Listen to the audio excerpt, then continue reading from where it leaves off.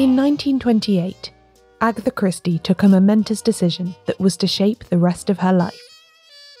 Her divorce from her first husband had recently been finalised, and after a holiday abroad with her best friend and her daughter, she had plans to travel by herself for a while.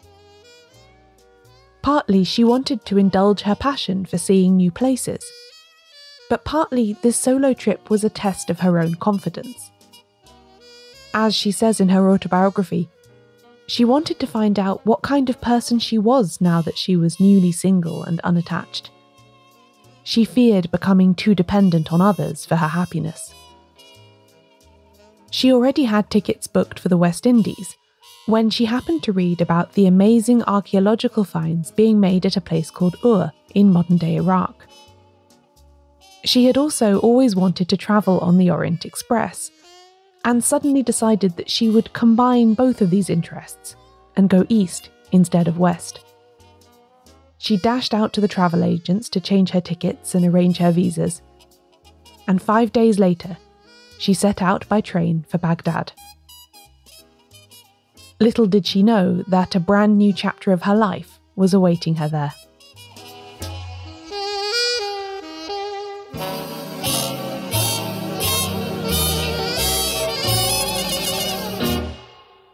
Welcome to She Done It. I'm Caroline Crampton.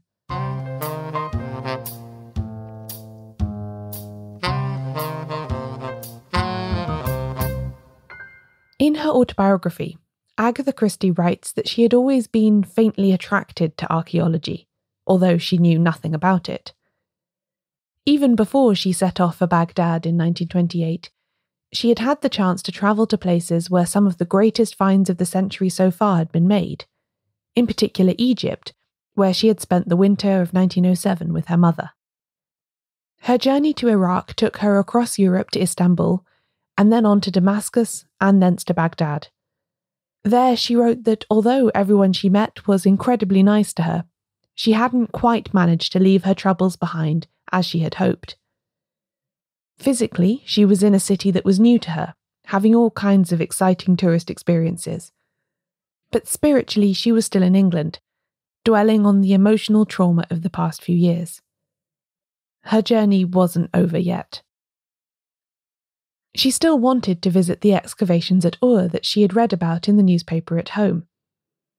Her hosts in Baghdad helped her make the arrangements, and soon she was on a train south, heading for this ancient Mesopotamian city. The expedition leader at Ur, Leonard Woolley, and his wife Catherine, was sent a telegraph to expect her, and she was given the full tour of the site and everything that had been found so far. Catherine Woolley, who we will be hearing more about later, had just read The Murder of Roger Ackroyd, and was pleased to make the acquaintance of its author. Agatha didn't realise it at the time, but she got the VIP treatment at Ur, with Leonard Woolley himself showing her around. She fell in love with the beauty of the place, with its ancient ruins and present-day bustle of the people working on them, and seems to have found the peace she was seeking at last. The connection with the Woolleys prospered. They spent time together in London that summer, and Agatha even lent them her Mews house at Cresswell Place for their visit. That was the house that was to become the inspiration for her 1937 novella Murder in the Mews. The Woolleys reciprocated by inviting her back to Ur for a longer stay in the spring of 1930, and then to travel home with them across Europe, sightseeing on the way. It was on this second trip to Ur that Agatha met Max Mallowan. He had been working since 1925 as an assistant on the dig there, but had been absent during her previous visit owing to appendicitis. This time, Catherine Woolley instructed Max to look after the visitor and take her on some excursions to local attractions, as well as showing her the progress on the dig itself. It seems that Catherine was a woman who could not be disobeyed, and so Max became Agatha's tour guide for her stay. What might have initially seemed like a bit of a chore and a distraction from his work soon became something else, especially after he and Agatha had an adventure in the desert together. They had been to visit a nearby fortress and walked all the way round its impressive battlements. Too hot to get straight back in the car for the return journey, They then went for an impromptu swim in a nearby salt lake, Agatha using her pink silk vest and knickers as a swimming costume. On their return to their vehicle, though, they found that it had sunk into the sand and could not be moved. After a late rescue, the only place nearby they could find to stay was the cells at the local police station. As a test of a new friendship, it was a fairly extreme one, and they came out of it closer than the length of their acquaintanceship would have ordinarily indicated. In his memoirs, Max said that it was Agatha's calm attitude to being stranded in the desert with a man she barely knew, and the fact that she didn't reproach him for getting the car stuck as Catherine Woolley would have done, that initially made him think that this was a remarkable woman. Max joined Agatha and the Woolleys on their journey home from Iraq at the end of the season, and by the time he reached England, he was sure that he wanted to marry her. He came to visit her in Devon and proposed. She hesitated, taking a month to give him her answer. Max was 14 years younger than Agatha, and a Roman Catholic, a faith that would not look kindly upon his marrying a divorced person. And then there was the question of his work, and the fact that it took him to the Middle East for at least half of every year, when previously her whole life had been centred on England. Hesitant about this aspect of their potential partnership, Max apparently asked her if she minded that his job was, quote, digging up the dead. As you might expect, Agatha apparently responded that, "I adore corpses and stiffs." After her month of consideration, Agatha accepted his proposal. They were married in Edinburgh on the 11th of September 1930, in a small ceremony that Agatha triumphantly noted in her autobiography was kept entirely secret from the press. Agatha Christie, best-selling detective novelist, was now the wife of an archaeologist. A whole new world was at her feet.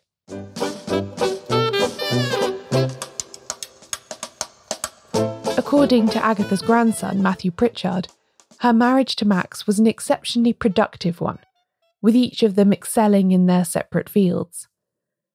Unusually for the time, perhaps, neither had to make any career sacrifices for their partnership to thrive. After their wedding in 1930, Agatha wrote many of her best novels, the ones that have cemented her reputation as the Queen of Crime: 1934's Murder on the Orient Express, 1936's The ABC Murders, 1937's Death on the Nile, and 1939's And Then There Were None, to name just a few. Max, too, moved up rapidly in his field. He soon ceased to be an assistant on other archaeologists' digs, and was soon leading his own excavations. Immediately after their marriage, though, there was some awkwardness about how their lives would be arranged. Agatha was perfectly willing to accompany Max to Ur, where he was contracted for another season, and right there, but Catherine Woolley seemingly was not at all keen on other members of the expedition bringing their wives for long stays. After a honeymoon travelling in Europe, Max therefore left Agatha in Athens and returned to work, determined to find himself a new dig for the following season where Agatha would be welcome. He found this at a place called Nineveh in northern Iraq near Mosul, and from then onwards the pattern of their lives for the rest of the 1930s was set. After a month or so in Baghdad buying provisions and meeting with local contacts, Max and Agatha would head out to the expedition house wherever he happened to be working that year. First it was R. Campbell Thompson's dig at Nineveh, later his own excavations at Chegar Bazaar and Tel Brak. Agatha loved this shopping, and would buy rugs and lamps at local markets to make the house a little more homely. She would bring some of her finds home too, meaning that Greenway, her house in Devon, was filled with surprising objects like Persian bedspreads and antique copper finger bowls. She was also an enthusiastic supporter and patron of contemporary Iraqi art, and used her time in Baghdad to attend exhibitions and purchase paintings she liked.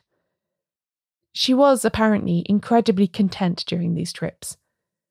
The life of an archaeologist's wife, for all that it came with plenty of inconvenience and dusty travelling, suited her very well. Given how closely identified she is now with a kind of nostalgic pre-World War II Englishness, I think it's worth remembering that she was herself at her happiest, poking around the bazaars of Baghdad or befriending dogs in rural Iraqi villages. British archaeology was in an in-between phase at this time. It was no longer just the preserve of gentlemen amateurs with rich backers, as it had been a few decades before. Max was a field director for both the British Museum and the British School of Archaeology in Iraq, two institutions that regulated and oversaw expeditions. But neither was it a fully funded, professionalised scientific operation, meaning that expedition leaders did need to have private wealth or some other way of providing for their teams. Agatha Christie therefore did assist financially with some of Max's excavations. She used the proceeds of her writing to pay for her own keep while at the expedition house, and she provided food and furnishings for everyone else out of her own pocket. Sometimes she even donated a portion of the rights of a detective story to an archaeological project to give it financial security that way. She made friends, too, among Max's colleagues and contacts. Murder in Mesopotamia is dedicated to my many archaeological friends in Iraq and Syria, and together with Max she helped to create a fun yet rigorous atmosphere on their digs that's remembered fondly in the memoirs of the younger people who came to work with them. One of these, the architect Robin McCartney, actually designed the covers for 4 of the Crime Club editions of her book, including Murder in Mesopotamia and Appointment with Death. But what did she actually do while in Iraq? Well, for some of the time, she wrote. She proudly recalled later that she had no fancy requirements for producing a new book, just a steady table upon which to put her typewriter and some quiet time to get on with it. Several of the books she produced in the 1930s were hammered out in this way, in moments snatched between her other responsibilities on the dig. Because Agatha Christie was no mere guest at Max's excavations. She threw herself into the whole project, and in addition to managing the household, she assisted with the archaeological work herself. She started out by taking on the development of photographs, which were the principal way that Max's team recorded their finds for future study and publication. The hot, dusty conditions made this quite challenging, and it was a somewhat gruelling task. Getting a completely dark space to work in was tricky, and she had to start work at 6 a.m. before it became too hot to use the chemicals. She needed clean water too, which meant instituting a multi-stage filtering process and using it before the sun got too high and made it too hot to use. Especially towards the end of a digging season, when there were a lot of negatives piling up, she had a constant flow of pictures to work on. And of course it was a responsible job, given that photography was one of the only tools the team had for capturing their research. In 1937, at her daughter's suggestion, Agatha took a photography course at the Reinhardt School of Commercial Photography in London. It was aimed at teaching students to produce the most realistic and accurate representations of objects, obviously ideal for her work at the excavations. However, she became interested in the artistic possibilities of photography, to the point where Max began to worry that she would take blurry or incomplete pictures of his finds, rather than accurate, scientifically useful ones. Thus, she asked her teacher to give her extra lessons on taking pictures with the correct perspective, and learned always to take several pictures of each object, just in case. With this training in hand, she began to take the photographs at the digs, as well as developing them. She did find time for some creative snaps too, though, documenting the people working there and all of the local dogs that she befriended. She even dabbled in film, and was an early adopter of colour in amateur filmmaking. She made 2 films of excavations, which sadly aren't widely available but have been shown in exhibitions in the past.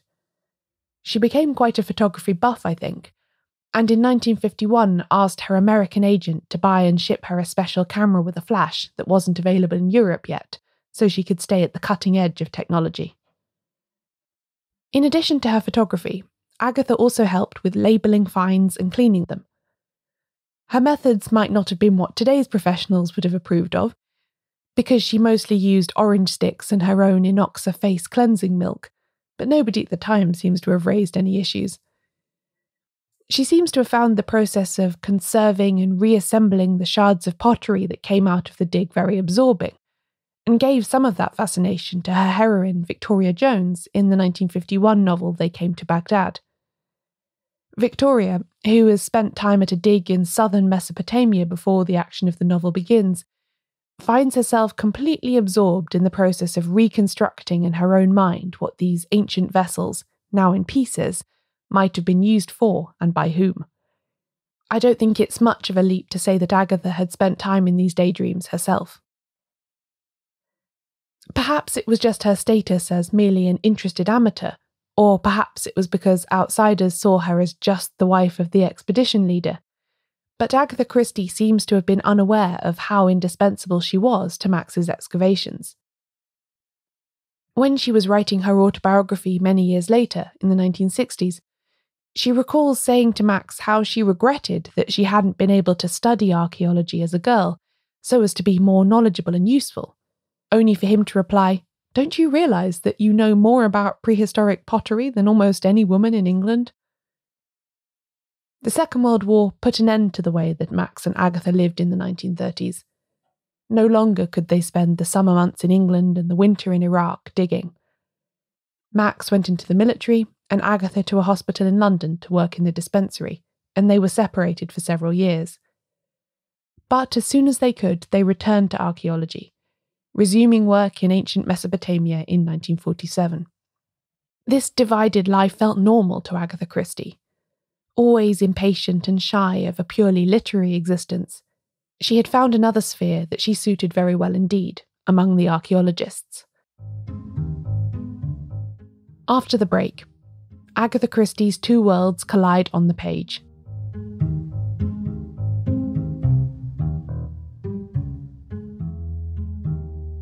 This episode is brought to you by Libsyn, a simple, reliable and professional podcast hosting service that's been helping podcasters get their shows out since 2004. It's the service that I use to host and distribute She Done It, and that's really the strongest recommendation I can give you. I wouldn't have stuck with it all these years if I wasn't sure it was the easiest and the best. The interface is clean and straightforward, and on the rare occasion that I've needed help, their support team has been quick to find the solution. Getting your podcast on all the major platforms like Apple and Spotify is easy using their tools, and they provide stats to track so you can see how your show is growing. If you're thinking of starting a podcast, or you already have one and you need a new host, it's worth checking out Libsyn. Listeners of She Done It can get up to 2 months of free podcast hosting from Libsyn by using my promo code Caroline at checkout or by clicking on the link in the episode description.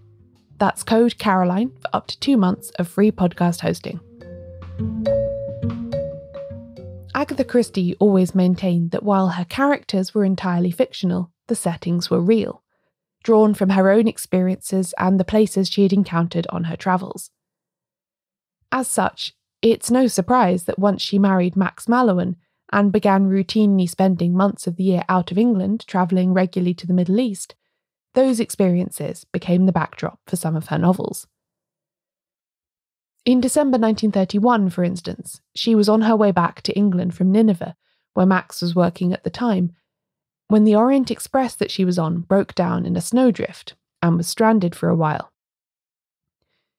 She wrote an account of this in a letter to her husband, and then it became the basis for a murder mystery, Murder on the Orient Express. Death on the Nile is based on a trip she took to Egypt with her daughter Rosalind in 1933, and Appointment with Death is set in Petra in Jordan, where she went with Max on a sightseeing trip after a season in the Middle East. Similarly, her Middle Eastern travels crop up in various ways in quite a few books from the 1930s, 40s and 50s, including Murder in Mesopotamia and They Came to Baghdad. The latter coalesced when they returned to Iraq in the late 1940s and lived first in a hotel in Baghdad and then in a house by the river, while Max re-established his Iraqi contacts and sorted out permissions to dig. Both locations would later end up in the novel. The dig at Ur, being her first proper first-hand experience of archaeology, was the first element of her Middle Eastern travels to appear in fiction, as the basis for 1936's Murder in Mesopotamia. This is a detective novel set in the expedition house of a dig, told from the perspective of a British nurse who has been hired to come out and attend to the wife of the expedition leader, who's been having episodes of ill health and delusions. Later, Hercule Poirot who happens to be travelling in Iraq at the time, is called in to solve the case. The layout of the expedition house is crucial to the plot, as is the interplay of personalities that inhabit it, and Christie had observed just such a place close up. It was an excellent choice for a closed-circle plot, with the limited pool of suspects walled up together in a house in the middle of the desert with nobody else for miles around. Although she may have maintained that she didn't base her characters on real people, this book seems to have been an exception. Louise Leidner, the paranoid wife of the head archaeologist, is clearly modelled on Catherine Woolley, the wife of Max's boss at Ur, something which is confirmed by Max directly in his memoirs. It isn't exactly a flattering portrait either, although Agatha does describe Catherine in her autobiography as one of my great friends. Louise is manipulative, demanding, and overly emotional, and takes pleasure in setting other members of the expedition at each other's throats. Judging by the details recalled by Max and others who were in the vicinity of Ur in the 1930s, such as the writer and archaeologist Gertrude Bell, Catherine seems to have had some of these traits too. Bell called her a dangerous woman because of her capacity to cause disruption on a dig, and of course it was owing to Catherine's dislike of having other wives about that Agatha couldn't join Max at Ur after they were married. Certainly the details were too close to be coincidental. As well as being the hypochondriac wife of a high-profile archaeologist, like Louise, Catherine had also lost her first husband in tragic circumstances very soon into the marriage. Louise was also something of a hypochondriac, a trait that Catherine was said to share, although she did also have a lot of documented and serious health problems too. One of Max's duties when he worked at Ur was to help her with her illnesses, providing massages when she had a headache and applying leeches to her forehead as required. In his memoirs, Max wrote that Catherine did not recognise certain traits which might have been taken as applicable to herself and took no umbrage. However, it has also been suggested that Catherine did realise Louise was based on her and that she enjoyed the notoriety. Since relations between the Mallowans and the Woolleys seem to have remained cordial, this seems more likely, perhaps. Max, by the way, also makes an appearance in Murder in Mesopotamia. According to his own account, Agatha put him in the book as Emmett, who he describes as a minor but decent character. I think because she wasn't a full-time archaeologist or a formal member of the team on any of the digs that she attended, Agatha Christie was always something of an outsider. She was an observer, documenting what went on with her camera, absorbing the places and the people. With her prodigious output, she was publishing at least a novel a year throughout the time that she and Max were travelling to the Middle East for excavations. It's not surprising that some of the details that she took in ended up in her fiction. She was inside the expedition house, but she wasn't a full member of the expedition, nor was she there for the same reasons as everybody else. In a way, she occupied the same role that a detective does in a classic country house murder mystery, resident but separate. The archaeologists who appear in Agatha Christie's fiction are outsiders too, often abstracted, unfashionable people who nonetheless receive a degree of social status because of their scholarship. Their absorption in their work makes them absent-minded about day-to-day matters, as Hercule Poirot points out in 1935's Death in the Clouds. Inspector Japp has been sharing his suspicions of two archaeologists who happened to witness a murder in the aeroplane cabin in which they were travelling, yet seemed not to have noticed anything amiss. Poirot corrects him, saying that this is completely normal for archaeologists, who were probably deep in conversation and mentally in the year 5000 BC, and therefore had no idea what was happening around them. One can't help wondering if Agatha had first-hand experience of this mental abstraction, having been married to an archaeologist herself for several years at the point that she wrote this dialogue. Yet in spite of their vagueness, Agatha's archaeologists are industrious. She knew from experience how much work was involved in making those exciting discoveries that people enjoyed reading about in the newspapers. Indeed, in a 1980 book about Agatha Christie, the crime writer Robert Barnard made the suggestion that about the only work ever done in a Christie novel is archaeology, and this does ring true. Most of the characters in Agatha Christie's novels either have no need to work or are caught at the point of the plot in a time of leisure, with the exception of domestic servants, of course, whose labour tends to go on in the background. The inclusion of an active dig in Murder in Mesopotamia is one of the few times that the people directly involved in the murder investigation are actually working while the action of the book is taking place.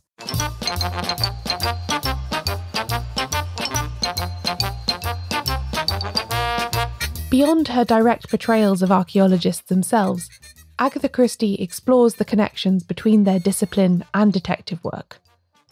Both require a close and impartial study of context and the reconstruction of motive and action based on limited clues.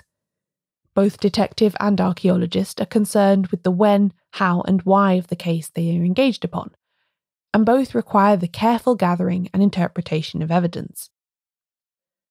In Murder in Mesopotamia, Christie makes this connection explicit by setting a detective novel at an excavation.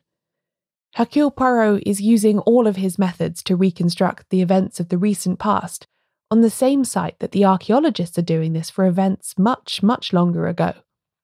Indeed, the expedition leader on the dig at the centre of that book tells Poirot that he would have made a good archaeologist because he has the gift of recreating the past. This alignment of detection with archaeology was obviously something that Christie devoted some thought to, because it crops up again in Death on the Nile, when Hercule Poirot refers back to the events of Murder in Mesopotamia. While at the archaeological site in Iraq, he explains to a baffled Colonel Race, he learned that care and patience is required to separate the object from the extraneous matter around it that might confuse or obscure the truth of the matter. Discovering a murderer is a lot like that, he continues. It might seem like he is spending too much time on irrelevant details, but really what he's doing is clearing away everything that is not relevant until only the naked, shining truth remains. Agatha Christie was far from the only writer to make this connection, by the way.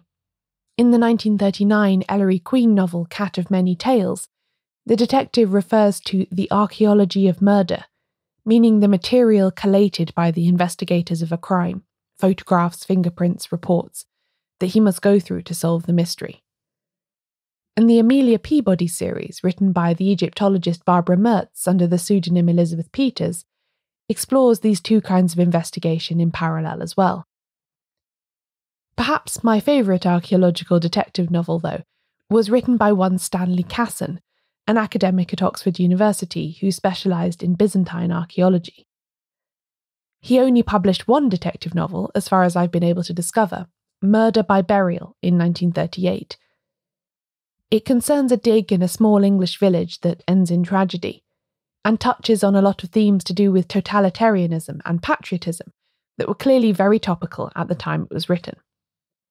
Best of all, it has a connection to Christie, because Casson was one of Max Mallowan's tutors when he was at university, and wrote him the letter of recommendation that enabled him to get his first job in archaeology, with Leonard Woolley at Ur. So without Stanley Casson, Agatha and Max might never have met. And we would never have met all of Agatha's archaeologists.